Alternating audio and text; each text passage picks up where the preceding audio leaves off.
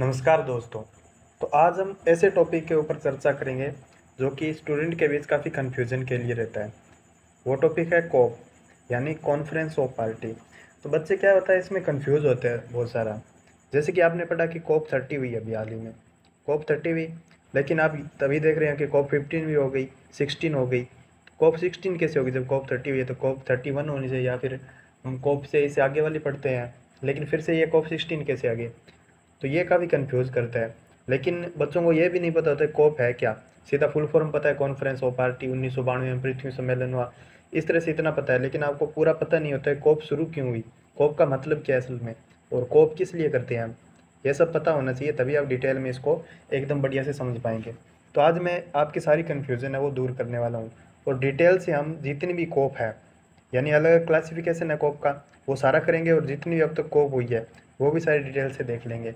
तो आपको बिल्कुल भी दिक्कत नहीं आएगी, और पूरा आपको समझ भी आ जाएगा। तो चलिए हम वीडियो को स्टार्ट करते हैं। सबसे पहले आप एक एग्जांपल से समझिए। जैसे कि ये आपका घर है, ठीक है, और इधर बीच में से एक गली जाती है, और इधर मान लीजिए आपके पड़ोसी का घर है। तो आप मान लीजिए अपने घर में से जो भी कचरा होता है यहाँ सड़क पर घेर देते हैं, ठीक। और आपका पड़ोसी है वो मान लीजिए घर एकदम साफ रखता है, लेकिन आप नहीं रखते। आपने यहाँ पे कचरा गिरा तो वहाँ से क्या होगा, गंदगी फैलेगी, मच्छर होंगे और चीज़ें होंगी।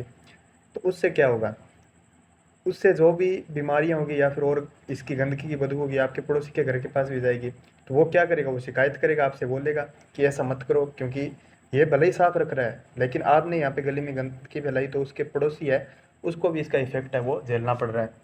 तो ये तो हो गया मतलब एक गांव के स्तर पर, आपके घर के स्तर पर। पूरे गांव के स्तर पर मान लीजिए ये समस्या बढ़ रही है, तो पूरे गांव के लोग बाद में शिकायत करेंगे। इसी तरह देशों में होता है। अगर देश में कोई देश गंदगी फैला रहा है, या फिर क्या कर रहा है, जो प्रदूषण ज़्यादा फैला रहा है, तो उसका इफेक्ट एक उस देश पे पड़ेगा, या फिर बाकी जो आसपास के कंट्री या दूसरे नेशन है उन सब पे पड़ेगा। जाहिर सी बात है कि दूसरे नेशन है उन पे भी इसका इफेक्ट पड़ेगा। यानी मान लीजिए यहाँ पर औद्योगिकरण बहुत ज़्यादा बढ़ गया, इस देश में कोई भी एक कंट्री है, ज़्यादा पोल्यूशन हो गया, तो उससे क्या होगा, दूसरे देश है वहाँ पर भी ग्लोबल वार्मिंग का इफेक्ट हमें देखने को मिलेगा। तो ये सब जो जो इन्वायरमेंट से रिलेटेड चीज़ें होती है वो कनेक्टेड होती है एक दूसरे से। यहाँ पे कोई प्रदूषण करेगा या फिर इन्वायरमेंट से खिलवाड़ करेगा, तो दूसरे जो देश है वहाँ पर भी इसका इफेक्ट जरूर देखने को मिलेगा। आप एक जगह सारे पेड़ काट दोगे तो उसका इफेक्ट सिर्फ इस एक जगह पे नहीं पड़ेगा, दूसरी जगह पे पड़ेगा।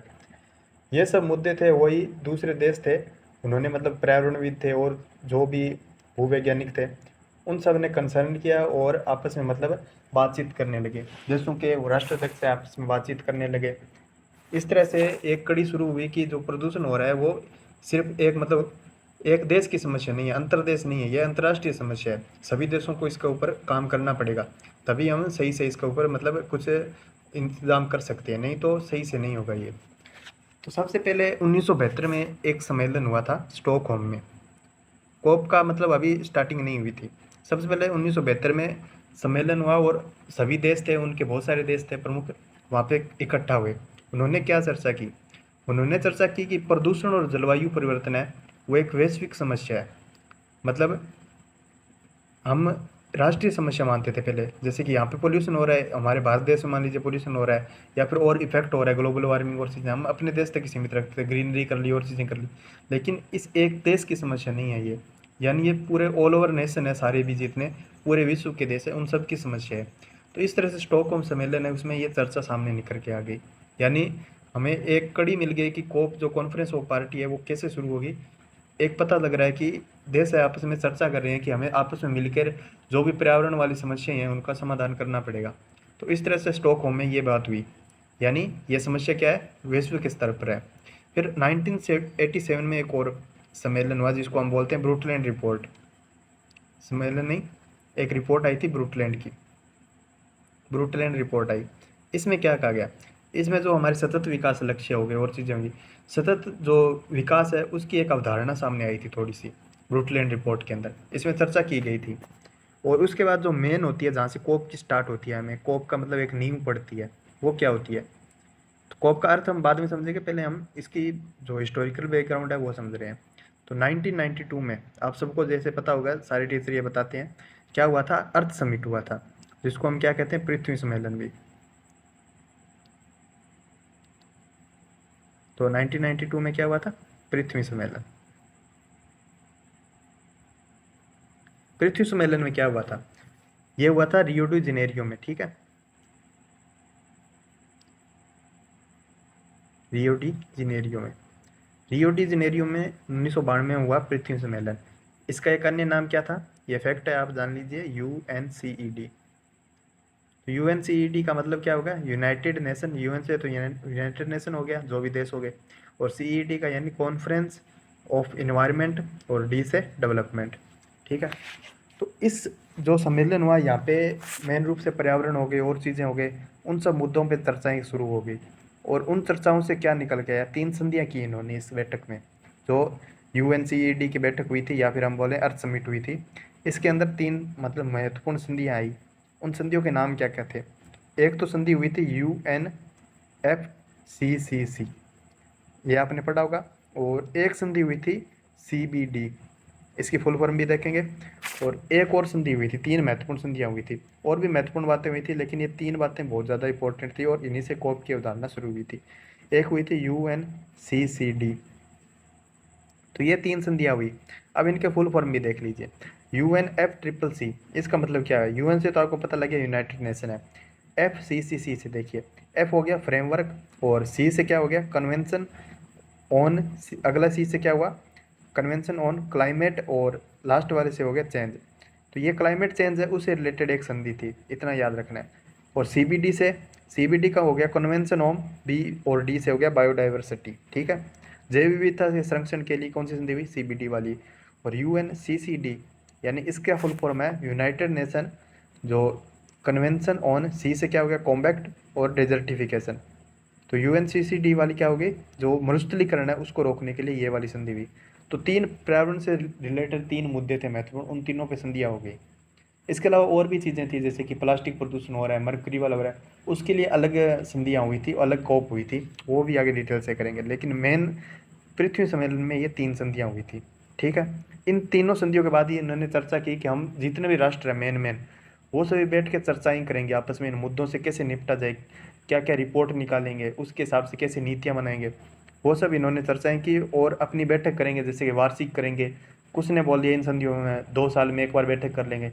इस तरह से इन्होंने अपनी रिपोर्टें बनाने और बातें करना शुरू की। तो वो जो बातें होंगी, सभी देश आपस में इकट्ठा होंगे, उनको कोप कहा गया। यानी जैसे कि आप UNFCCC वाले मुद्दे पे बात करेंगे, तो ये संधि किस लिए हुई थी, ये हुई थी क्लाइमेट चेंज के लिए। तो क्लाइमेट चेंज से कैसे निपटा जाए, जो भी क्लाइमेट में परिवर्तन हो रहा है अचानक से, उससे निपटना कैसे है। तो उसके लिए सभी राष्ट्र देश है, UN के और देश होंगे जिसमें इस संधि के लिए शामिल हुए थे, वो सब क्या करेंगे, बैठक करेंगे। तो उसको क्या करेंगे, कॉन्फ्रेंस करेंगे, और क्या करेंगे, पार्टी, यानी इसकी जो पार्टी है वो क्या करेंगे, बैठक करेगी। तो उसको नाम दे दिया हमने कॉन्फ्रेंस ऑफ पार्टी, यानी कोप। तो कोप का आपको मतलब पता होना चाहिए, इसकी डेफिनेशन क्या होती है, आपसे एग्जाम में भी पूछ सकते हैं। कोप का मतलब तो आपको पता लग गया कि एक कॉन्फ्रेंस ऑफ पार्टी है। कॉन्फ्रेंस ऑफ पार्टी क्या हुआ, एक निर्णय लेने की शीर्ष संस्था है, यानी शीर्ष संस्था है एक, जो क्या करती है, निर्णय लेती है जिस चीज़ की ये कोप है, किस चीज़ की ये कॉन्फ्रेंस हो रही है। जैसे कि UNFCCC हो रही है क्लाइमेट चेंज के लिए, CBD किस लिए हो रही है, बायोडाइवर्सिटी के लिए हो रही है। तो इस तरह से ये कॉन्फ्रेंस ऑफ पार्टी एक शीर्ष संस्था है जो कि निर्णय लेती है किस चीज़ का, जो कि पर्यावरण से संबंधित जो भी अंतर्राष्ट्रीय संधि है उसके लिए ये निर्णय लेती है। तो ये मैंने आपको इसका बेसिक डेफिनेशन बता दिया, जो कि आप इसको एक दिमाग में रख सकते हैं, आपको पता लग जाएगा। यानी कोप क्या है, पार्टियों की एक कॉन्फ्रेंस हो रही है जो कि एक शीर्ष संस्था है, इस तरह से याद रख सकते हैं। और वो क्या करती है, वो निर्णय लेती है किसके ऊपर, जो भी अंतर्राष्ट्रीय संधि है पर्यावरण के लिए उसके ऊपर अपना निर्णय देती है। यानी ये उन सभी देशों का एक मंच है, उन सभी देशों का मंच है जो इसकी संधि की हुई है, उन सभी को एक साथ लाने का प्रयास करती है, और अपनी संधियों के अनुरूप निर्णय लेने का मतलब इसमें दिशा निर्देश देती है। तो ये कोप का एक बेसिक फंडा था। यानी कोप क्या थी, जो पर्यावरण से संबंधित चुनौतियां थी उससे निपटने के लिए देशों ने आपस में मिलकर कुछ संधियां की, नीतियां बनाई, और उन नीतियों को मतलब आगे तक भविष्य के लिए भी साकार किया जा सके, उन पे इम्प्लीमेंट किया जा सके, उसके लिए उन्होंने क्या किया, उसके लिए उन्होंने आपस में बैठक लेने का निर्णय लिया। तो वो देश सभी एक साथ मिलकर बैठक करते हैं, तो उसको हमने क्या नाम दे दिया, कोप, यानी कॉन्फ्रेंस ऑफ पार्टी। तो ये कोप का मतलब हो गया। आई होप आपको समझ आ गया हो गया। और 1992 से क्यों मानते हैं कि 1992 से वो संधि स्टार्ट हुई थी, 3 महत्वपूर्ण संधियाँ हुई, और उन संधियों के बाद से क्या हुआ, इन्होंने बैठकें स्टार्ट की, वार्षिक, या फिर दो वर्षों में एक बार होगी, 3 वर्षों में एक बार होगी कुछ बैठकें, इस तरह से ये शुरू हुई। तो उसको हमने कोप नाम दे दिया फिर। ठीक है। अब कोप क्या काम करता है ये भी तो पता होना चाहिए। इन्होंने बैठकें तो कर ली, संधियां भी कर ली और नाम दे दिया कि हम कोप करेंगे, लेकिन कोप में काम क्या होगा? तो कोप के क्या क्या काम है? कोप एक तो जो पार्टी देश है, इसके जितने भी नेशन पार्टी देश है, ठीक है, उसको मतलब डाटा और समीक डाटा देती है जो भी, जैसे कि पर्यावरण से संबंधित क्लाइमेट चेंज में यहाँ ये परिवर्तन हो रहा है, इस देश में प्रदूषण ज़्यादा हो रहा है, इस देश में मतलब पेड़ ज़्यादा काटे गए, ये सब का डाटा दिया। उस डाटा के हिसाब से इनकी कोप हुई, यानी कॉन्फ्रेंस ऑफ पार्टी हुई, जो बैठक हुई, उसके अंदर फिर डाटा का विश्लेषण करेंगे, उस देश को भी डाटा देंगे और उस हिसाब से ये निर्णय लेंगे कि आपको इस तरह से काम करना है, इस तरह से नहीं करना। इसके अलावा ये क्या काम करती है? एक काम ये करती है कि ये फंडिंग भी करती है। कुछ देश गरीब भी होते हैं, आपको पता होगा, तो उन गरीब देशों के पास इतना मतलब टेक्निकल जो संसाधन होते हैं वो भी नहीं होते। इसके अलावा फंडिंग है, उनको वो मिल जाएगी तो वो जो भी पर्यावरण से रिलेटेड काम है वो कर पाएंगे आसानी से।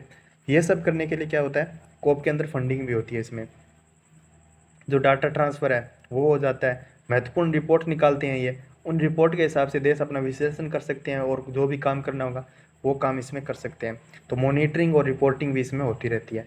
ये सब कोप काम करती है। और बैठकों में आपने देखा होगा कि जैसे कि फंडिंग से रिलेटेड विकसित देशों से कहते हैं कि आप हमको ज़्यादा फंड दीजिए, हम काम करेंगे और इसके ऊपर पर्यावरण प्रदूषण कम करेंगे। तो इस तरह से बातें हो रहती है, मुद्दे भी निकलते हैं, चर्चाएं कई बार विफल हो जाती है। ये सब हम डिटेल से देखेंगे। तो इसका इंपॉर्टेंस क्या होगा? इंपॉर्टेंस तो आपको देखिए पता ही लग रहा है। तो ये पर्यावरण से रिलेटेड है, तो इसमें क्या होगा? अगर पर्यावरण सही होगा तो एक देश नहीं सभी देशों के लिए इसमें फ़ायदा होगा।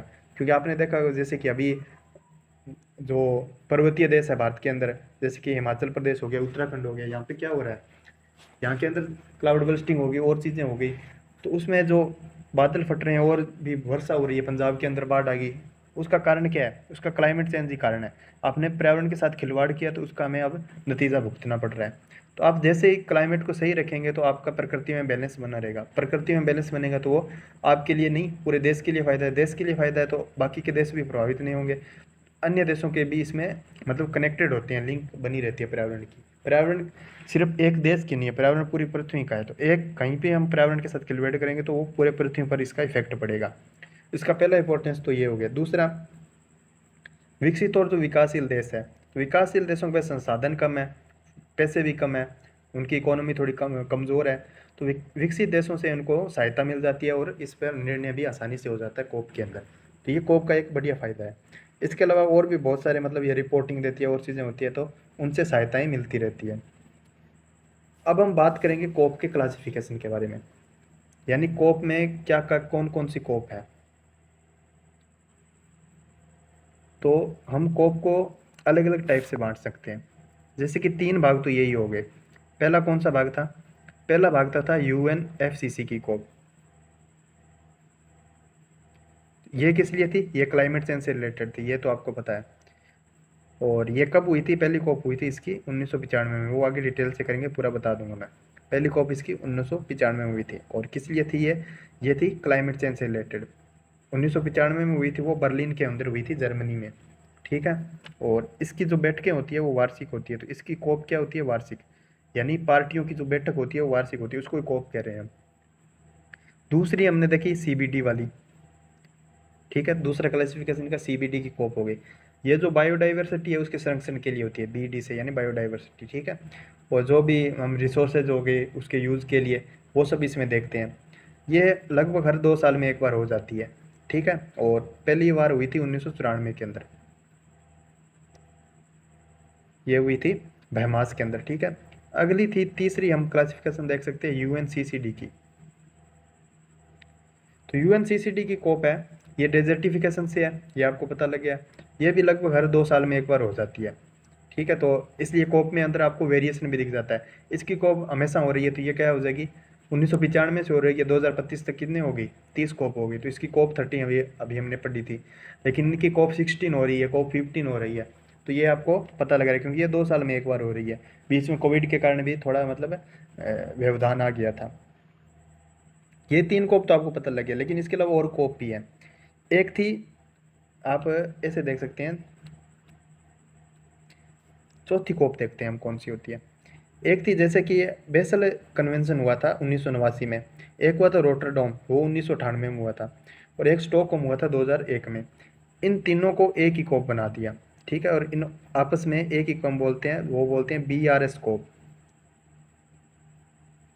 तो BRS स्कोप का मतलब क्या हुआ, बी से क्या होगा, बेसल वाली, क्योंकि इनको एक बार इकट्ठी करने लगे बाद में, पहले तो अलग अलग होती थी, बाद में तीनों को एक ही बार इकट्ठी में कर लिया। दूसरा था रोटरडॉम, R से, और S से क्या हो गया, S का मतलब हो गया स्टॉकहोम।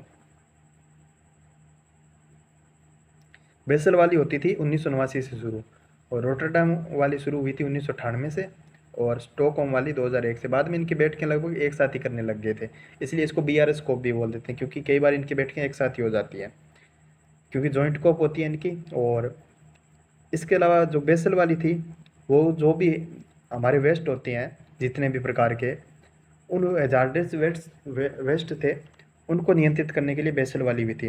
रोटरडॉम वाली हुई थी, वो केमिकल से जो भी, मतलब अपशिष्ट वाले जो भी केमिकल है, जो मतलब बहुत हानिकारक होते हैं, उनको नियंत्रित करने के लिए रोटरडॉम वाली हुई थी। और स्टॉकहोम वाली हुई थी, जो भी ऑर्गेनिक पॉल्यूटेंट है उनको नियंत्रित करने के लिए स्टॉकहोम वाली हुई थी।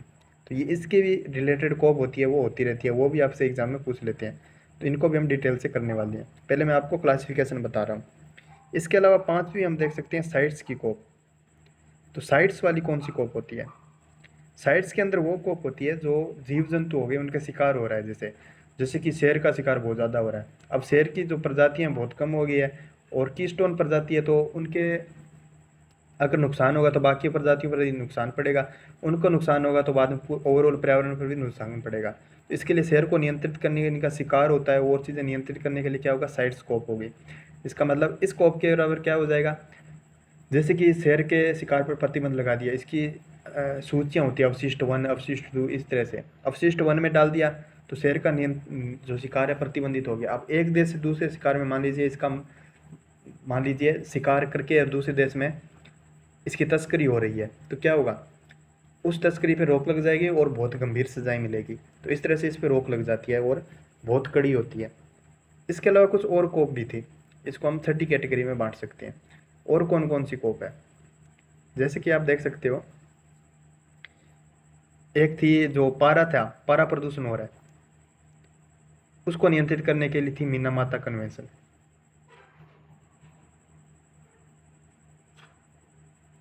इसके अलावा और भी देख सकते हैं, जैसे कि Vienna, Montreal protection,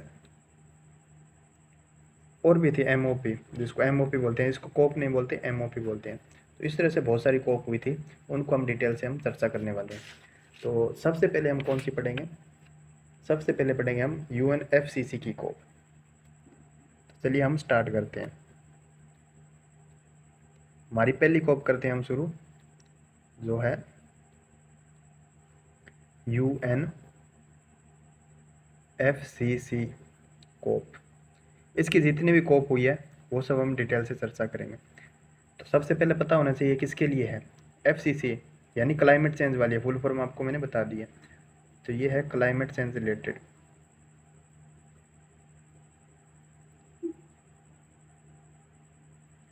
climate change से रिलेटेड है, इसका उद्देश्य क्या है, उद्देश्य भी तो पता होना चाहिए। तो इस कोप के कई उद्देश्य हैं, जैसे कि सबसे पहला तो नाम से ही पता हो रहा है, क्लाइमेट फाइनेंस है, ये इसमें दिया जाएगा। क्लाइमेट फाइनेंस में क्या होगा, जो भी गरीब देश है या फिर विकासशील देश है, उनको क्या होगा, वित्त मिलेगा, फंडिंग मिलेगी, और उस फंडिंग को वो किस पे लगाएंगे, जो भी क्लाइमेट से रिलेटेड इश्यू है उनको सॉल्व करने के लिए। ठीक है, टेक्नोलॉजी ट्रांसफ़र होगी, टेक ट्रांसफ़र होगी। ठीक है, इसके अलावा इसमें क्या होगा, इसमें जो ग्रीन और गैस है उनको कम करने के लिए प्रयास किए जाएंगे, ये सब इसमें काम करेंगे। और हर साल ये होती है। तो आपको पता होगा कि 1995 से शुरू हुई थी, तो अब तो कितनी होगी UNFCCC की, लगभग 30 कोप इसकी हो चुकी है। तो उस 30 कोपों को भी हम पूरे डिटेल से कर लेंगे। तो सबसे पहले हम देखते हैं पहली कोप कब हुई थी, इसकी कोप फर्स्ट। अब ये कोप फर्स्ट किसकी है, ये भी पता होना चाहिए, सीधी कोप फर्स्ट से काम नहीं चलेगा। ये है UNFCCC की फर्स्ट कोप है जो। तो UNFCCC की फर्स्ट कोप कब हुई थी, ये हुई थी 1995 में। कहाँ पे हुई थी, ये हुई थी बर्लिन में। बर्लिन कहाँ पे है, बर्लिन है जर्मनी में। ठीक, जर्मनी में UNFCCC की फर्स्ट कॉपी। तो फर्स्ट को आपको सबकी पता होना चाहिए, इसमें क्या हुआ, इसके अंदर बर्लिन मैंडेट आया। बर्लिन मैंडेट, बर्लिन मैंडेट क्या था, यानी इसके अंदर जो विकसित देश है उसमें शुरुआती प्रतिबद्धताएं हैं, वो मतलब बात की गई कि आप में ये अपर्याप्त है, अभी पूरी तरह से सही नहीं हुई है, इन्हें मजबूत करना होगा। विकसित देश है उन्होंने पहले ही जो औद्योगिकरण है उनमें पहले ही आ गया था, तो इस कारण उन्होंने जितना प्रदूषण था वो बहुत ज़्यादा कर लिया। लेकिन विकासशील देश है वो तो अभी डेवलपिंग फेज में है, तो उनको तो अभी और भी मतलब औद्योगिकरण करना और चीज़ें भी करना ज़रूरी है। उनमें अभी मतलब सभी ढांचे तकनीकी हो गया और चीज़ें हो गए, उन स्तर पर अभी पूरा विकास हुआ नहीं है। तो विकसित देश है उनको मतलब प्रतिबद्धताएं उनकी ज़्यादा है, उनके ऊपर रिस्पॉन्सिबिलिटी है वो ज़्यादा है, तो उनको इस हिसाब से फंडिंग हो गया और चीज़ें हो गई, उन पर ज़्यादा ध्यान देना होगा। इस तरह से इस स्कोप के अंदर यही बातें हुई थी। और जो डेवलपिंग देश है, विकासशील देश है, उन पर प्रतिबद्धताएं एक बार से ना के बराबर थी या फिर कम की जाए, इस तरह से इनमें बातें हुई। फिर कोप सेकंड हुई इसकी। कोप सेकंड कब हुई, फिर 1996 में और बैठ के हुई, सभी देश वाले लीडर है वो आपस में आए, यूएन की हो गई और हो गए। ये हुई जिनेवा के अंदर। जिनेवा कहाँ पे है, जिनेवा आपको पता होना चाहिए स्विट्जरलैंड के अंदर है, ठीक है। इसके अंदर क्या हुआ, इसके अंदर जो आईपीसीसी की एक रिपोर्ट आती है, आईपीसीसी की जो सेकंड रिपोर्ट थी, कौन सी रिपोर्ट थी, जो असेसमेंट रिपोर्ट।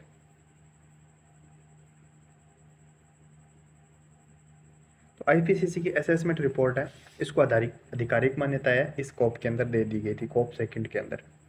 इसके अलावा इसमें जो ग्रीन हाउस गैस है, पहले ग्रीन हाउस गैस थे हम ऐसे मानते थे प्राकृतिक कारणों से बढ़ रही है, लेकिन इसके अंदर जो मानवजनित प्रभाव है उनको भी शामिल किया गया और आधिकारिक रूप से मान्यता दे दी गई कि मानवजनित प्रभाव भी इसके अंदर रिलेटेड है, ठीक है। ये कोप सेकंड के अंदर बात हुई थी। उसके बाद क्या हुआ, उसके बाद अगले साल आई कोप थर्ड। वापस जो कंट्री नेशन है उनके पार्टी वाले देश मेंबर आपस में आए, मिले, बातें की, और क्या बात हुई। तो पहले तो पता होना चाहिए कहाँ पे हुई थी, क्योटो के अंदर। ये वाली अब आपको मतलब याद नहीं रखनी ज़्यादा, आप ऐसे ही एक बार देख लीजिए कौन कौन सी कहाँ पे हुई थी। 1997 में हुई थी, आपको फर्स्ट कोप याद रखनी है और कुछ इंपॉर्टेंट कोप थी उनके बारे में पता होना चाहिए। तो ये हुई थी 1997 में क्योटो। क्योटो कहाँ पे है, जापान के अंदर। इस कोप में क्या हुआ, इस स्कोप के अंदर जो विकसित देश है उनके लिए जो कानूनी बाध्यकारी उत्सर्जन करते थी, जो भी उत्सर्जन के लिए आपको मतलब इतनी कार्बन की कटौती है वो इतनी करनी होगी, उससे ज़्यादा नहीं करनी होगी, उस तरह से लक्ष्य तय कर दिए। और जो क्लीन डेवलपमेंट है, जो सीडीएम मैकेनिज्म है, सीडीएम यानी क्लीन डेवलपमेंट मैकेनिज्म, और इसके अलावा जो कार्बन क्रेडिट है, उन सब की अवधारणा कोप थर्ड के अंदर आई थी। तो कार्बन क्रेडिट की अवधारणा कब से शुरू हुई थी, कोप थ्री से हमारे सामने देखने को आ गई थी।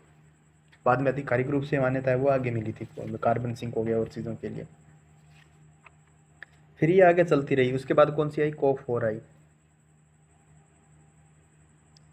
कोप फोर हुई थी जो अर्जेंटीना है उसके अंदर, कब हुई थी, 1998 में। तो 1995 से आप इसे आगे ऐड करते जाइए।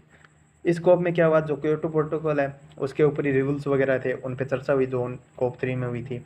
और कुछ डेवलपिंग देश है उनके लिए फाइनेंस वगैरह होगी, इस चीज़ से बातें हुई। ये सब कोप हो गई थी। फिर अगली कोप कब हुई,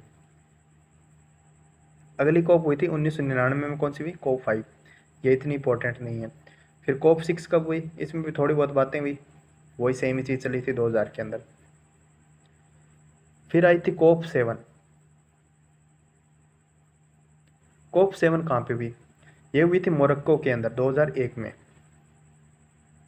ठीक है। इसके अंदर मोरक्को अकॉर्ड आया, जिसको मोरक्केस अकॉर्ड भी कहते हैं। इसमें जो क्योटो प्रोटोकॉल है, इसके इम्प्लीमेंटेशन है जो भी, उसके विस्तृत नियम वगैरह हो गए, वो सब इसमें दिए गए। इसके अलावा अडोप्टेशन फंड है, उसकी भी स्थापना कोप सेवन के अंदर हुई थी। फिर कोप सेवन के बाद कोप एट आई, यानी कंट्री देश आपस में और मिले। कोप एट कब हुई, 2002 में। तो कोप एट कब हो गई, 2002 में। फिर नेशन वाले जो भी है इसके मेंबर हैं वो वापस में और मिले, 2010 में मिले, तो कोप 10 हो गई, कोप 9 हो गई। फिर कोप 10 कब हो गई, उससे अगले साल 2011 में। ये सब कोप इस तरह से आगे सिलसिला चलता गया। फिर कोप 11 हुई, वो हुई थी, कोप 11 कब हुई, 2005 के अंदर।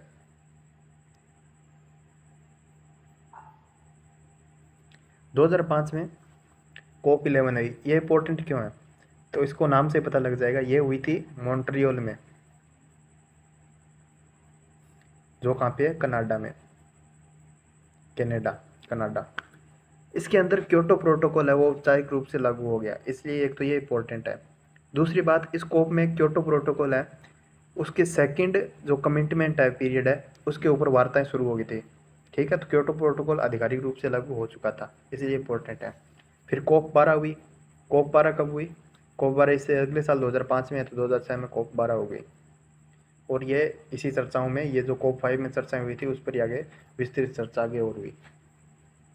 फिर COP 13 आपको याद होनी चाहिए। COP 13 कब हुई थी?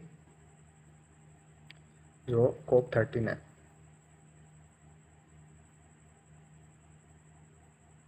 COP 13 हुई थी इंडोनेशिया में, बाली के अंदर। बाली कहाँ पे है? इंडोनेशिया। ये हुई थी 2007 में। आप इसको मतलब ऐसे भी याद रख सकते हैं, जैसे कि पहली COP कब हुई थी? 1995 में। और COP 13 आपको याद रखनी है। तो पहले तो आप है ऐसे 2000 तक, तो वैसे फिर 5 साल आगे बढ़ा देंगे, 2000 वो हो गए, 5 घटाएंगे, इसमें से कितने बच गए? 13 में से 5 गए 8, यानी 2007 मतलब 8 आ रहे हैं, तो क्योंकि 1995 भी इसमें शामिल था, 5 रेख 6 ये हो गए, तो 6 घटाएंगे। तो इस तरह से COP मतलब 13 कब हुई? 2007 में। इस तरह से एडिशन करके भी आप निकाल सकते हैं कब हुई थी। इसके अंदर क्या हुआ? COP 13 के अंदर, COP 13 के अंदर बाली एक्शन प्लान आया था। बाली एक्शन प्लान, इसमें क्या हुआ? यानी 2012 है, उसके बाद है जो क्योटो प्रोटोकॉल है, उसकी पहली अवधि समाप्त हो गई थी 2012 में। उसके बाद से एक नई वैश्विक समझौते की दिशा तय की गई बाली एकॉर्ड के अंदर। ठीक है, इस तरह से हम काम करेंगे, ये चीज़ें होगी, इस तरह से फंड की स्थापना होगी और चीज़ें होगी। इसके अंदर मिटिगेशन हो गया, एडेप्टेशन हो गया, फाइनेंस हो गया, टेक्नोलॉजी हो गया, ये सब 4 स्तंभ थे मेन, इनके ऊपर चर्चाएं की गई। ठीक है, तो ये इस COP के अंदर मेन मेन बातें हुई थी। उसके बाद क्या हुआ? COP 14 आया। COP 14 कब हुआ? COP 14 इसके अगले साल हो गया, 2008 में। उसमें कुछ ज़्यादा मेन बातें नहीं हुई। फिर COP 15 हुआ। COP 15 में क्या हुआ? इसके अंदर मतलब ये कहाँ पे हुआ था, पहले ये पता होना चाहिए। कोपेनहेगन में।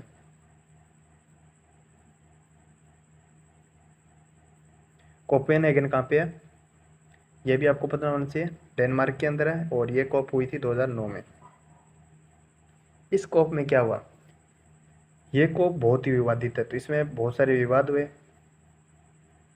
और विवाद के साथ क्या हुआ? ये असफल भी COP मानी जाती है एक प्रकार से। तो असफल COP की दिशा में पहली COP यही है, सबसे ज़्यादा विवादित और असफल COP। इसके अंदर कोई भी बाइंडिंग समझौता है वो नहीं हो पाएगा, जो बाध्यकारी समझौता होता है। लेकिन इसके अंदर कोपेनहेगन अकॉर्ड आया। कोपेनहेगन अकॉर्ड क्या है वो पता होना चाहिए। इसमें जो ग्लोबल टेम्परेचर राइज है वो मतलब 2 डिग्री से हमें कम रखना है। ठीक है, ये इसी COP के अंदर आया था। और ग्रीन ग्रीन क्लाइमेट फंड है, उसकी भी स्थापना इस COP के अंदर हुई थी। इसकी मेन बातें ये दो ही थी, बाकी तो ये पूरी विवादित रही थी, इसमें कुछ मेन बातें नहीं हो पाई थी। उसके बाद COP 16 आया। अगली हम बात करते हैं COP 16 के बारे में। तो COP 16 है ये कहाँ पे हुई थी? ये हुई थी मैक्सिको के अंदर 2010 में। ठीक है, 2010 में मैक्सिको में हुई। और इसके अंदर क्या हुआ? इसके अंदर ये एग्रीमेंट हुआ, उसके अंदर जो ग्रीन क्लाइमेट फंड है उसको औपचारिक रूप से मान्यता मिल गई थी।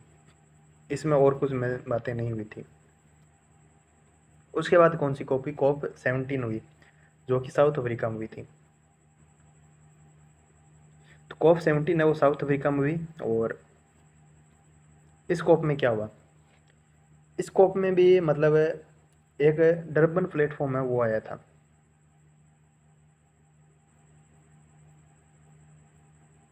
डरबन प्लेटफॉर्म, इसमें क्या था? क्योंकि ये 2020 से शुरू होने वाला था, यानी एक नया ग्लोबल एग्रीमेंट है। ये वाला जो एग्रीमेंट है वो 2020 से शुरू होगा, इसमें ये बात की गई थी। लेकिन एक नए प्रकार का था, इस पर सहमति बन गई थी COP 17 के अंदर ही, जो कि डरबन साउथ अफ्रीका में हुआ था। और यहीं से जो पेरिस एग्रीमेंट आगे होने वाला है उसकी नींव यहीं से पड़ी थी। तो पेरिस एग्रीमेंट की नींव किस COP से पड़ी है पूछे तो आप इसमें बता सकते हैं। पेरिस एग्रीमेंट की नींव वो कैसे पड़ी थी? COP 17 से, जो कि डरबन में हुई थी। डरबन कहाँ पे है? साउथ अफ्रीका में। ठीक है, चलिए उसके बाद क्या हुई थी? COP 18 हुई थी। COP 18, तो COP 18 कहाँ पे हुई थी ये पता होना चाहिए। एक तो आपको दोहा में हुई थी। दोहा कहाँ पे है? दोहा कतर में है। कतर देश आपको पता होगा। कतर देश के अंदर 2012 में, 2012 में ये COP हुई। और इसके अंदर क्या हुआ? दोहा अमेंडमेंट आया। दोहा अमेंडमेंट आया, उसमें क्या हुआ? क्योटो प्रोटोकॉल है, उसका जो सेकंड कमिटमेंट पीरियड है, फर्स्ट 2012 तक था और दूसरा पीरियड था 2013 से 2020 तक। इसके ऊपर बातें हुई और उसको मतलब मान्यताएं मिल गई। उसके बाद अगला COP आया, वो था COP 19। तो अगली COP की बात करेंगे हम, COP 19। COP 19 कब कहाँ पे हुई थी ये पता होना चाहिए। जो वारसा है वहाँ पे हुई थी। वारसा कहाँ पे है? पोलैंड के अंदर। वारसा पैक्ट आपको पता होगा, पोलैंड के अंदर 2013 के अंदर।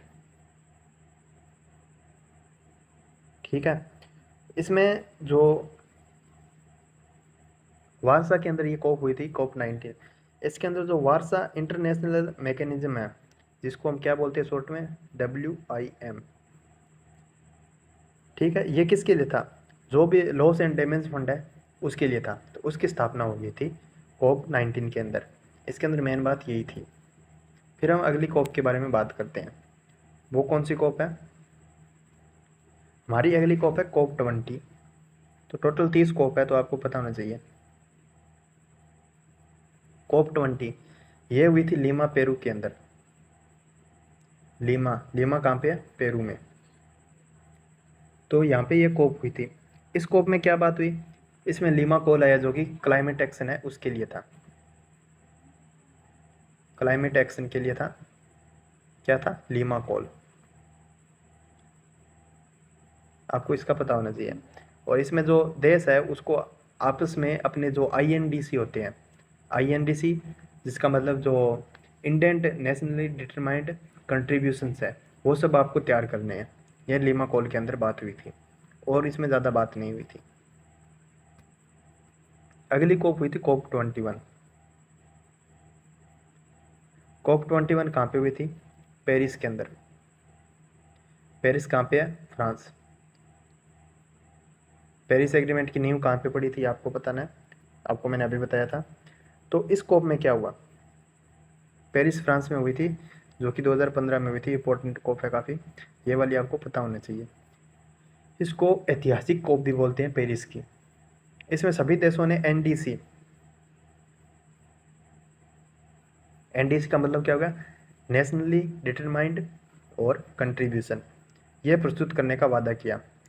ठीक है, और इसके अलावा इसमें क्या हुआ? जो ग्लोबल टेम्परेचर राइज है वो हमने 2 डिग्री से कम का कहा था, उसको इन्होंने बात की कि हम 1.5 डिग्री से कम ही रखेंगे। तो 2 डिग्री वाला अपने आप ही इसमें मतलब निहित हो जाएगा। और इसमें CBDR है, वो भी आया था। CBDR लागू हुआ। CBDR मतलब कॉमन बट डिफरेंशिएटेड रिस्पॉन्सिबिलिटी, यानी विकसित देशों की अलग रिस्पॉन्सिबिलिटी है, विकासशीलों की अलग है। वो सब इसमें सहमति मिल गई थी। तो ये इसलिए COP है वो इम्पोर्टेंट है। फिर अगली COP हुई थी COP 22। COP 22 ये कहाँ पे हुई थी? ये हुई थी मोरक्को के अंदर 2016 में। ठीक है, इस COP में पेरिस एग्रीमेंट है वो लागू हो गया था। 2016 से पेरिस एग्रीमेंट पता है आपको लागू हुआ 4 नवंबर 2016 को। ठीक है, ऑफिशियली लागू हो गया। इसके अलावा इसमें रूल बुक बनाने की भी बात हुई, यानी कौन सा देश किस तरह से काम करेगा। और हमारी जो भी बैठकें हो रही है इसमें कुछ रूल होंगे, रेगुलेशन होंगे, किस तरह से करेंगे, वो सब इसमें बातें हुई थी। फिर COP 23 हो गई। COP 23, COP 23 कब हुई थी? 2017 में हुई थी। कहाँ पे हुई थी? ये हुई थी बोन के अंदर। बोन कहाँ पे है? बोन है जर्मनी में। ठीक, और इसमें भी थोड़ी बहुत बातें हुई, डायलॉग हुए और वे चीज़ें हुई, और मेन ज़्यादा इंपॉर्टेंट ये नहीं है। फिर इसके बाद COP 24 हुई। कहाँ तक पढ़ लिया हमने? 23 तक पढ़ ली ना। तो आगे हुई COP24। COP24 कहाँ पे हुई? 2018 में हुई थी ये, और पोलैंड के अंदर हुई थी। ठीक है, और इसके अंदर क्या हुआ? इसके अंदर एक रूल बुक है वो अपनाई गई थी, जिसको कोटा वाइज रूल बुक भी बोलते हैं, या फिर काटो वाइज रूल बुक। इसमें जो पेरिस एग्रीमेंट है उसके अंदर इम्प्लीमेंटेशन रूल है वो तय किए गए थे, यानी रूल बुक बनाने की बात हुई थी और इसके अंदर रूल बुक हमने बना भी दी। फिर COP25 हुई। इसके अंदर क्या हुआ? ये स्पेन में हुई थी 2019 में। ठीक है, इसके अंदर बाद में ये चिली के अंदर मतलब हुई थी। इसके अंदर क्या हुआ? इसमें कार्बन मार्केट है, जो भी कार्बन मार्केट है या फिर कार्बन सिंक हो गए, इसके लिए जो आर्टिकल 6 था पेरिस एग्रीमेंट का, उसके ऊपर असहमति जताई की, और कोई बड़ा ब्रेक थ्रू इसके अंदर नहीं आया था। यानी एक तरह से इतनी सफल कॉप इसको नहीं माना जाता। फिर COP26 हुई। ये कहाँ पे हुई थी? यूके के अंदर 2021 के अंदर। तो 2020 में ये क्यों नहीं हुई? 2019 से सीधा 2021 क्यों? क्योंकि 2020 के अंदर क्या था, कोविड बढ़ा हुआ था, तो कोविड के कारण ये नहीं हो पाई थी। ठीक है, पहली बार जो कोल फेज डाउन है इसके ऊपर इसमें असहमति जताई गई। देशों को हर साल मतलब अपने जो NDC अपडेट है वो करने को कहा गया। जो नेशनल डिटरमाइंड आपके जो भी कंट्रीब्यूशन है उसको अपडेट कीजिए आप, और 2030 तक उत्सर्जन में आपको 45% तक कटौती करनी है। ये स्कोप में कुछ निर्णय लिए गए थे। इसी के अंदर भारत ने भी कहा कि हम 2070 तक नेट जीरो कार्बन इमिशन है वो प्राप्त कर लेंगे। ठीक, तो ये इस तरह से इसमें बातें हुई थी। फिर COP27 आया। COP27 ये इजिप्ट में हुआ था 2022 में। इसके अंदर क्या हुआ ये आपको याद रखना है, लॉस एंड डैमेज फंड आया इसमें ऑफिशियली। पहले बात शुरू हो रही थी लॉस एंड डैमेज फंड की, लेकिन इस COP में ऑफिशियली ये आ गया था। अगली COP कौन सी है? COP28। ये हुई थी UAE में 2023 के अंदर। ये एक पहला ग्लोबल, जो इसको हम बोल सकते हैं first global stock take scope को। इसके अंदर जो पेरिस एग्रीमेंट है उसकी प्रगति की समीक्षा की गई थी। ठीक है, इसके अलावा इसमें UN कंसेंसस भी आया। फॉसिल फ्यूल है उसके ट्रांजिशन को लेकर जो भी और चीज़ें हो गई उनसे रिलेटेड इसमें बातें हुई थी। रिन्यूएबल एनर्जी हो गया, उसकी कैपेसिटी है वो 2030 तक हम 30 गुना बढ़ा देंगे, ये स्कोप में हुई थी। इसको हम 30/30 या फिर 30x30 भी कहते हैं, क्योंकि 2030 तक बढ़ाना है आपको 30% तक। इसको 30/30 लक्ष्य भी कहते हैं। ये आपको याद रखना है COP28। फिर आप दो कोप और बची जो UNCCD है। एक कोप और कौन सी है? नहीं, UNFCCC जो क्लाइमेट चेंज वाली है। ठीक है, एक का COP29। ये हुई थी 2024 में बाकू अजरबैजान में। बाकू अजरबैजान में 2024 में। इसका मुख्य एजेंडा क्या था? इसका मुख्य एजेंडा था न्यू क्लाइमेट फाइनेंस।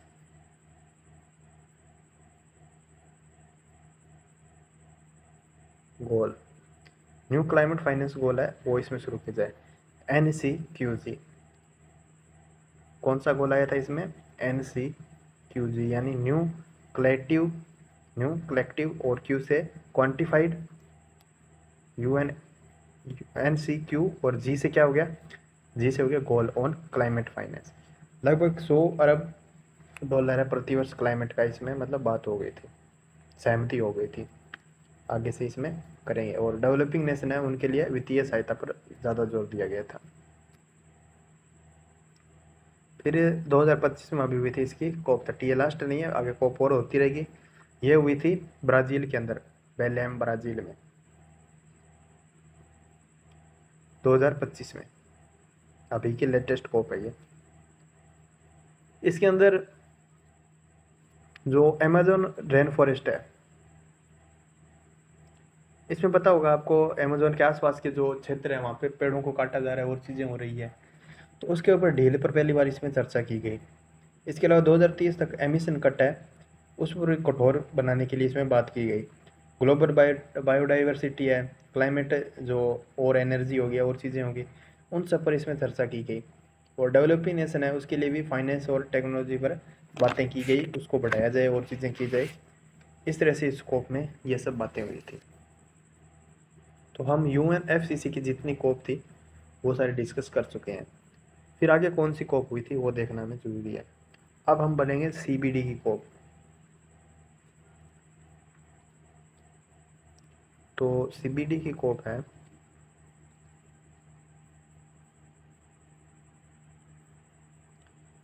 इसकी पहली कोप कब हुई थी ये पता होना चाहिए आपको। तो इसकी कोप फर्स्ट हुई थी 1994 में। ठीक है, ये कहाँ पर हुई थी?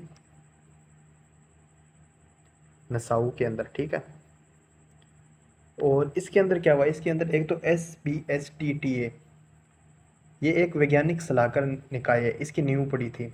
इसके अलावा इसके अंदर GEF वित्तीय तंत्र है, उसकी गाइडेंस पर भी जोर दिया गया था। बाद में क्या हुई, कोप सेकंड हुई। कोप सेकंड इसकी कब हुई? 1995 में। मैंने तो कहा था ये लगभग 2 साल से होती है, लेकिन 1 साल बाद में क्यों हुई? क्योंकि ये शुरुआती फेज़ है। इस टाइम मतलब 1 साल से हो गई थी, कोई ज़रूरी नहीं है 2 साल बाद हो, बीच में चेंज भी हो सकता है कुछ, लेकिन एक जनरल वे था कि हम 1 साल 2 साल इस तरह से बीच बीच में बातें करेंगे। इसके अंदर जो जकार्ता मैंडेट है वो आया था, और समुद्री जैव विविधता है इसका एजेंडा इस कोप में प्रस्तुत किया गया था। मैं थोड़ा फास्ट बता देता हूँ, नहीं तो इतनी सारी कोप है वो होगी नहीं। फिर कोप थर्ड आई थी। ठीक है, ये ब्यूनस के अंदर हुई थी 1996 के अंदर। इसके अंदर ABR और ABR के साथ IPR मुद्दे हैं, इन सब पर चर्चा की गई थी, और कृषि जैव विविधता है उसके ऊपर कार्य करने के लिए इसमें बातें की गई थी। कोप थर्ड के बाद आई थी कोप 4, जो कि 1998 में हुई थी। ठीक है, ब्राटिस्लावा है देश का नाम है, ब्राटिस्लावा। ये हुई थी कोप 4 1998 में। देखिए 1996 से 1998 2 साल बाद में हो रही है। इसके अंदर इनलैंड वाटर है उसके ऊपर कार्य करने के लिए कार्यक्रम बनाई गई, और जो भी बायोसेफ्टी है उसके ऊपर प्रोटोकॉल वार्ता है वो सब इसमें की गई। क्योंकि ये बायोडाइवर्सिटी से रिलेटेड है तो इससे रिलेटेड इसमें काम होंगे इस संधि के इस अनुसार। ठीक है, इसके अंदर एक्स्ट्रा ऑर्डिनरी कोप है, इसके अंदर कद हुई थी 2000 के अंदर। ठीक है, ये कार्टेजिना में हुई थी। इसके अंदर कार्टेजिना प्रोटोकॉल आया था बायोडाइवर्सिटी के लिए, बायोसेफ्टी के लिए, और जो भी LMO और GMO है उन सबको सुरक्षित निपटान की इसमें बात की गई थी। फिर कोप 5 आई थी 2000 में। ये कहाँ पे हुई थी? नैरोबी के अंदर हुई थी। जो भी एलियन स्पीसीज हो गए, ड्राई और सब ह्यूमिड लैंड हो गई, इकोसिस्टम हो गया, उन सब पे अप्रोच बढ़ाने के लिए और चीज़ें करने के लिए इसमें बातें की गई थी। फिर कोप 6 हुई थी। कोप 6 हुई थी द हैग के अंदर, और इसमें भी जो बोन गाइडलाइन CABS वाली नागायो प्रोटोकॉल है, उससे पहले के जो भी सॉफ्ट लॉ था उनको मतलब एक तरह से मजबूत बनाने के इसमें ढांचा तैयार किया गया था। ठीक है, और एलियन स्पीसीज हो गए उन सब पे भी निर्णय इसमें दिए गए थे, उनको कैसे संरक्षित रखें, उनको कैसे मतलब और प्रोटेक्शन दे, वो सब बातें हुई थी। फिर कोप 7 हुई थी 2004 में। इसमें भी थोड़ी बहुत बातें हुई थी, शक्षी क्षेत्र हो गए उनका वैश्विक रोड मैप बनाए, बायोसेफ्टी क्रियान्वयन करें, ये सब। फिर कोप 8 हुई थी 2006 के अंदर, उसमें भी ABS वार्ता हुई, उन सब पे बातें हुई थी। कोप 9 2008 में हुई थी, उसके अंदर भी ABS वार्ता हुई, उन सब चीज़ों पर बातें हुई थी। फिर कोप 10 कहाँ पे हुई? कोप 10 है वो हुई थी नागोयो के अंदर 2010 में। ठीक है, इसके अंदर जो एक नाम याद रखिए आपका, AICHI, इची बायोडाइवर्सिटी टारगेट, ये आए थे वो 2011 से 2020 के लिए। ठीक है, ये इसमें लागू हुआ था, इसका एक स्ट्रेटेजिक प्लान है वो लागू हो गया था। लागायो प्रोटोकॉल है वो ABS का, वो भी इसके अंदर अंगीकृत हुआ है, ये आपको याद रखना है। फिर कौन सी कॉप हुई थी? फिर हुई थी कॉप 11 हुई थी 2012 के अंदर। इसमें भी जो इची टारगेट थे उनको प्रगति दी गई। इची के लगभग 20 टारगेट थे। कितने टारगेट थे? 20 टारगेट। ठीक है। इसके अलावा जो रिसोर्सेज हो गए, मोबिलाइजेशन हो गए, इन सब पे फैसले दिए गए। नागोया प्रोटोकॉल है, उन सब की एंट्री इनटू फोर्स है, वो सब भी किए गए थे इसमें। फिर कोप 12 हुई, कोप 12 होगी, फिर कोप 13 हुई। ये सब कोप थी। इनके मैं आपको एक काम करूँगा, नोट्स है वो आपको दे दूंगा टेलीग्राम चैनल के। जिसको नोट्स चाहिए वो कमेंट करके मेरे से नोट्स मांग सकते हैं, मैं उन सभी को नोट्स है वो प्रोवाइड कर दूंगा। आपको को 15 याद रखनी है। इसकी जो को 15 है ये 2022 में हुई थी, क्योंकि जो मॉन्ट्रियल वाली है इससे रिलेटेड है। इसके अंदर एक तो कुनमिंग मॉन्ट्रियल ग्लोबल बायोडाइवर्सिटी है वो फ्रेमवर्क आया, जिसको हम क्या कहते हैं, GBF। ठीक है। इसके अंदर भी क्या हुआ, 30x30 लक्ष्य है, वो भी इससे भी रिलेटेड है। ठीक है। 2030 तक घटती और महासागरों की 30% क्षेत्र है उसको संरक्षण और हानिकारक है जो भी सब्सिडी है उसमें 500 बिलियन पर ईयर की कटौती की इसमें बात की गई। फाइनेंस के अंदर 2030 तक 200 बिलियन है डॉलर है, जो US डॉलर है पर ईयर बायोडाइवर्सिटी का फाइनेंस इसमें दिया जाए। ये सब इसमें बातें हुई थी, तो ये इंपॉर्टेंट है काफ़ी। फिर कॉप 16 हुई 2024 के अंदर। ठीक है। बाद में इसको 2025 में भी रिज्यूम किया गया था। थोड़ी सी इसमें थोड़ी बातें वार्ताएं इसमें लंबित रह गई थी। उसके बाद UNCCD की कॉप आती है, UNCCD की कॉप। तो ये किसके लिए थी? मरुस्थलीकरण रोकने के लिए। इसमें भी हर 2 साल में एक तरह से कोप होती रहती है। पहली कोप हुई थी 1992 के अंदर, DO के अंदर। अर्थ समिट है उसी दौरान हुई थी, और इसको ऑफिशियली 1994 में अडॉप्ट कर लिया गया था। तो मेनली हम ऑफिशियली मान सकते हैं 1994 से। फोकस क्या था? जो भी डेजर्ट वगैरह है उनको सही से मतलब आगे तक ना बढ़े, ये लैंड है जो ख़राब हो रही है भूमि, उन सबको कैसे सही किया जाए, सूखा पड़ रहा है उन सब का नियंत्रण और चीज़ें होंगी। ये सब इसके मुख्य मुद्दे थे, और भारत इसका 1994 से मेंबर है।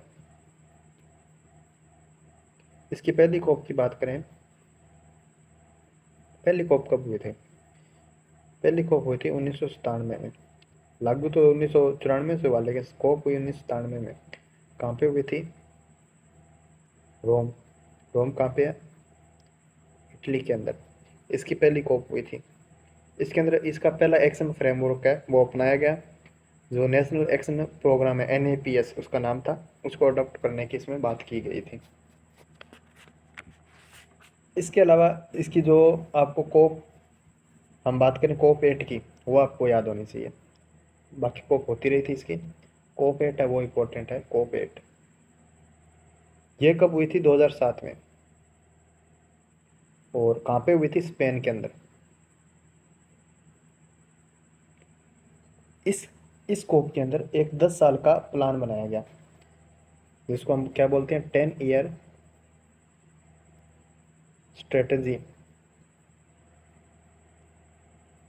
Adopt plan. ठीक है। इसके अंदर कैपिटल जो कैपेसिटी बिल्डिंग है और फाइनेंस वगैरह हो गया उसमें बातें की गई थी। फिर अगली कॉप हुई थी कॉप 10, 2011 के अंदर हुई थी। ये साउथ कोरिया में हुई थी। इसके अंदर ज़्यादा कुछ नहीं, साइंस टेक्नोलॉजी होगी और पार्टनरशिप हो गई, उसमें बातें की गई थी। इसकी कॉप 12 हुई थी जो तुर्की के अंदर हुई थी 2015 में। जो भी भूमि का प्रतिकरण हो रहा है, लैंड डिग्रेडेशन हो रहा है, इन सब पे बातें हुई थी, और विचार करके एक ऑफिशियल मतलब हमने एक मुद्दा था उसके ऊपर चर्चाएं करना शुरू कर दी थी। इसमें मतलब ये मुद्दों पर हम इस तरह से रणनीतियाँ बनाएंगे। 2013 के अंदर जो जो भी भूमि के अंदर क्षरण हो रहा था और चीज़ें हो रही थी, उसकी कॉप 13 हुई थी, जो कि चाइना में हुई थी 2017 में। और इसकी कॉप 14 है, वो आपको थोड़ा सा याद रखना है क्योंकि ये इंपॉर्टेंट है, क्योंकि ये भारत में हुई थी। इसकी अध्यक्षता भारत ने की, कॉप 14। ये कब हुई थी? 2019 में।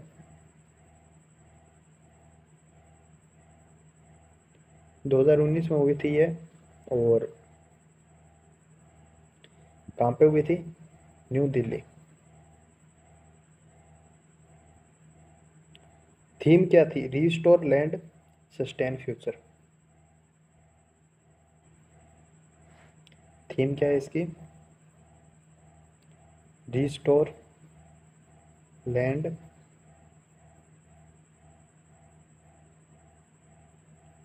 सस्टेन फ्यूचर, ये इसकी थीम है। ठीक है, इसके अंदर दिल्ली दिल्ली डिक्लेरेशन है, वो भी इसमें अपनाया गया था। इसके अंदर जो ड्रॉट से रिलेटेड चीज़ें थी वो इसमें चर्चाएं हुई, और एक ड्रॉट टूल बॉक्स है वो भी इसमें लॉन्च हुआ था।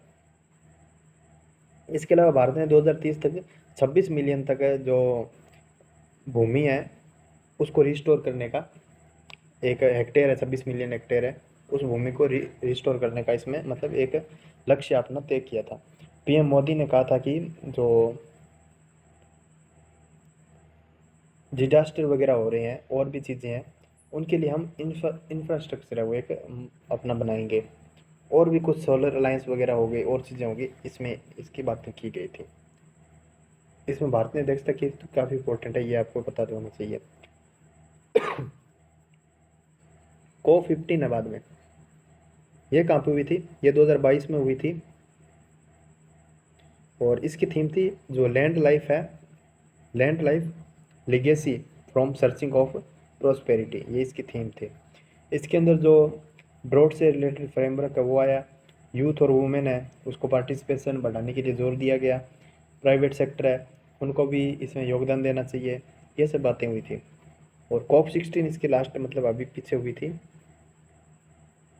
ये 2024 में हुई थी रियाद के अंदर, सऊदी अरेबिया। ड्रॉट वगैरह हो गई और चीज़ें हो गई, इससे संबंधित इसमें बातें हुई थी। वेस्ट एशिया की जो डेजर्टिफिकेशन है उसके ऊपर खास चर्चाएँ इसमें हुई थी। यह सब इसकी कोप थी। अब कुछ और कोप भी है, जैसे कि बेसल वाली होगी, ट्रिपल कोप बोलते हैं जिनको,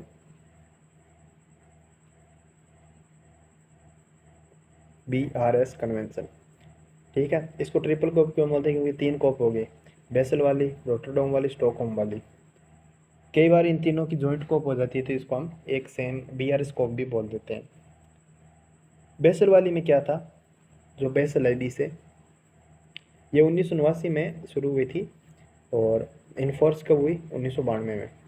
ठीक है, इसके अंदर जो भी हेजार्डस वेस्ट है उनकी जो ट्रांस बाउंड्री मूवमेंट होगी या फिर और भी डिस्पोजल वगैरह होगी और चीज़ें हो गई, इसके अलावा ये मतलब इनका प्रबंधन कैसे करें, इन सब पर नियंत्रण कैसे करें, वो सभी बातें इसमें बातें हुई थी। इसकी 2001 में जो बेसल हुई थी, जो बैन अमेंडमेंट कहते हैं उसको, ये हुई थी 2001 में। ठीक है, इसके अंदर जो प्रतिबंध वगैरह एक्सपोर्ट है उस पर लगाई गई थी इन चीज़ों के। और प्लास्टिक वेस्ट है वो अमेंडमेंट हुआ था 2019 के अंदर, COP इसकी हुई थी, जो COP14 हुई थी इसकी। उसके अंदर प्लास्टिक वगैरह है उसकी जो बेसल कंट्रोल है उसके अंदर इसको लाया गया। ठीक है, और इंडिया ने 2019 में जो इसका अमेंडमेंट था वो एक्सेप्ट भी कर लिया। प्लास्टिक पर आपको पता होगा नए रूल वगैरह आए थे, तो इसी COP के नतीजे से आए थे। रोटरडम वाली की बात करें वो 1998 से है और इन्फोर्स हुई थी 2004 के अंदर। इसके अंदर PIC यानी प्रीरियर इन्फॉर्म्ड कंसेंट प्रोसीजर है वो इसमें लागू हुआ था, जिसमें कुछ रासायनिक जो केमिकल्स होते हैं और भी जो पेस्टिसाइड्स होते हैं इन सब के ट्रेड के अंदर ट्रांसपेरेंसी लाने और नियंत्रित करने के लिए बातें हुई थी। इसकी COP10 आपको पता होना चाहिए 2022 में जिनेवा में हुई थी। जो नई 4 केमिकल्स हैं, ठीक है, उनके वो एनेक्सर 3 में इसमें डाला गया था। स्टॉकहोम वाली है वो POP से रिलेटेड जो भी होंगे उनको सूची बनाई गई। 12 POP है जिसको हमने डर्टी डोजन बोला था, उन सब पे नियंत्रण हो गए, जो भी एक्सपोर्ट वगैरह हो गए उन सब पे इसमें बातें हुई थी। ठीक है, तो ये आपको पता होना चाहिए। और साइट्स की कोप है वो तो आपको पता ही होगा, साइट्स किस लिए होती है? जो भी साइट्स वाली कोप होती है, जो साइट्स वाली होती है वन्य जीव वगैरह होगी इनके शिकार को नियंत्रित करने के लिए साइट्स की कोप होती है। इसके नोट्स मैं आपको दे दूंगा तो वहाँ से आप पढ़ लेना। इसकी 3 अपेंडिक्स होती है, अपेंडिक्स 1, 2 और 3। वन में जिसको डाल दिया उसका शिकार पूरी तरह से प्रतिबंध है और आप उसको एक्सपोर्ट भी नहीं कर सकते, इंपोर्ट भी नहीं कर सकते। सेकंड वाली होती है वो थोड़ी कंट्रोल्ड वाली होती है, और थर्ड वाली होती है वो नेशनल रिक्वेस्ट के हिसाब से होती है, यानी इतनी बाध्यकारी नहीं होती। इसकी कॉप 17 पता होनी चाहिए 2016 में हुई थी, जिसके अंदर जो पेंगोलिन्स होती हैं उनको अपेंडिक्स 1 में डाल दिया था। 2019 के अंदर कॉप 18 हुई थी इसकी जिनेवा में, जिसके अंदर जो भारत के अंदर जो स्टार टोटल्स एकत्व हैं उनको अपेंडिक्स 1 में डाला था। 2019 में हुई थी, फिर इसकी 2022 में हुई थी, इसकी कॉप 19 हो गई, और कॉप 20 2025 जिनेवा में हो गई थी। मेराइन स्पीसीज है उनको अपेंडिक्स 1 में डालने की बात की गई थी। ये सब कोप हमने डिटेल में पढ़ ली। इसके अलावा कुछ अलग कोप भी होती हैं, जैसे कि मिनामाटा कन्वेंशन है, ये पारी के लिए हुई थी 2013 में, और 2017 में इसको इन्फोर्स किया गया था। भारत 2018 से इसका मतलब मेंबर कंट्री है, इस कोप में मतलब भाग लेने वाला। ठीक है, ये ग्लोबल ट्रिक्टी है जो कि हमारे हेल्थ वगैरह हो गए, एनवायरमेंट फोर्स हो गए, मरकरी से जो भी रिलेटेड इशू आ रहे हैं उन सबको रिसोल्व करने के लिए ये बनाई गई थी। इसकी अलग अलग कोप होती रहती है, जैसे कि 2023 में इसकी कोप 5 हुई थी जिनेवा के अंदर। तो ये आपको पता होना चाहिए। इस तरह से आपने जो भी जितनी भी कोप होती है हम सब ने पूरी डिटेल से चर्चा कर ली है।